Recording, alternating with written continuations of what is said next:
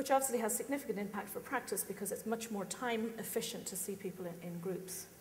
In terms of where, well, the published evidence is of programs in gyms.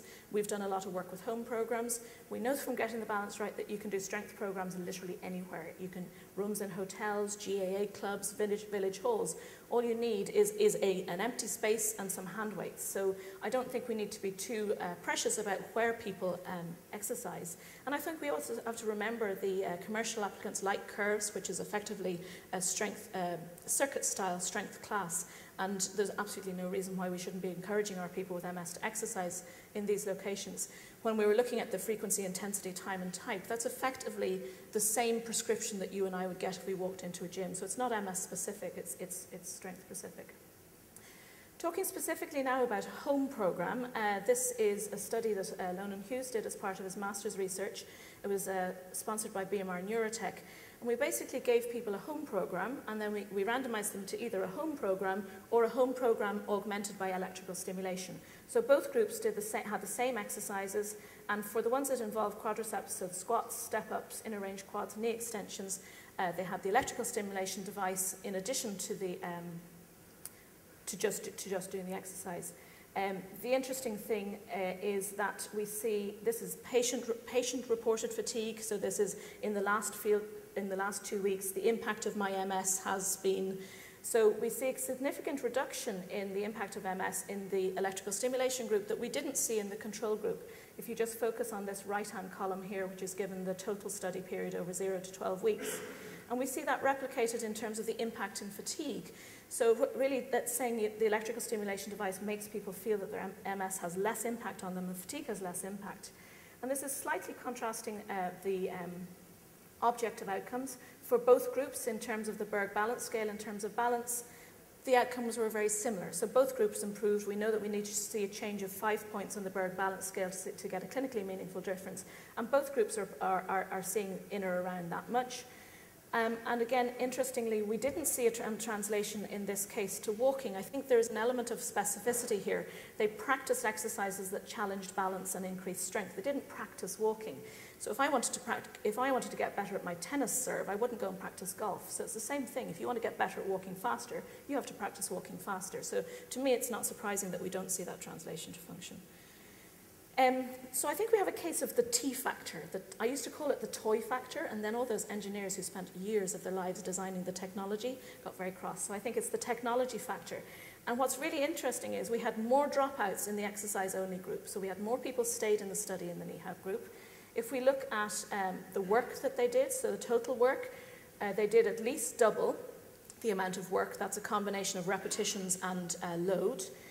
If we look at quadriceps work, they did nearly 3 times as much quadriceps work, and they did more sessions, and that was because we gave them an electrical stimulation device. So we have to think about the role of technology in motivating people. It's this sense of I need to fix myself with exercise, or here's something that can help fix me, and I think we need to think about the psychology of it as much as we do about the implementation of it.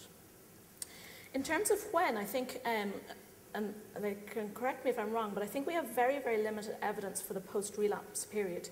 Typically, most of the studies are done after 8 or 12 weeks after relapse. So I think that's one of the areas that we could definitely need a little bit more information at.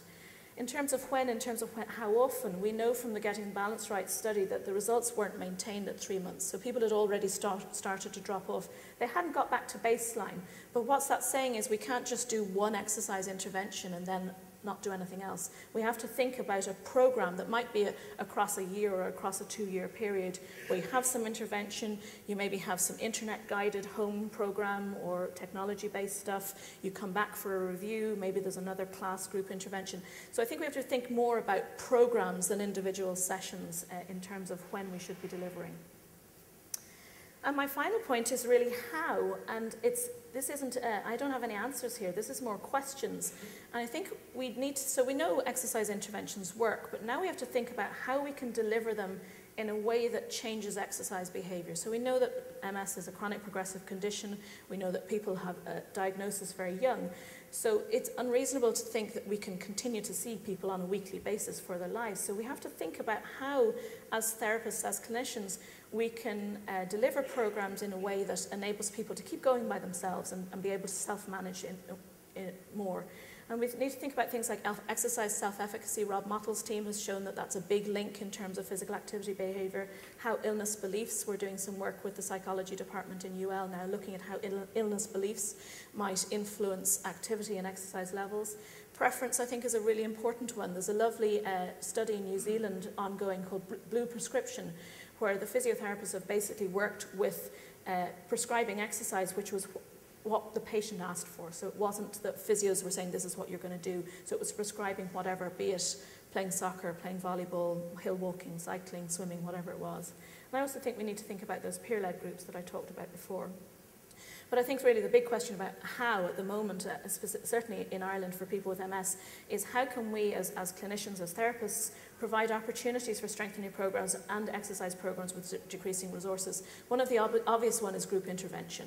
So you can see 8 people for 1 hour each, or you can put those 8 people together in a group, as we did for Getting the Balance Right, and they can have 8 hours of exercise therapy. But I think we also think about the medical versus community models. We have things like the Sleamus Launcher Walks. We have sports partnerships in every county, and I think it's about thinking outside the box and thinking about other ways of enabling people with MS to exercise in the community. So in conclusion, I think the why is very clear. There's multiple benefits and certainly no harm. Who is thinking about not which people with MS, but who can deliver programs. What, the jury is out, but I always say to people, moving is better than not moving, but we can move in a much more efficient way as well. Where? Anywhere. You can do strength training literally in this room with cuff weights. When is the bit we need to unpick in terms of how long after relapse we can start, and how I think we all need to work together to answer yet more research questions as how we can deliver it in the long term. Thank you very much.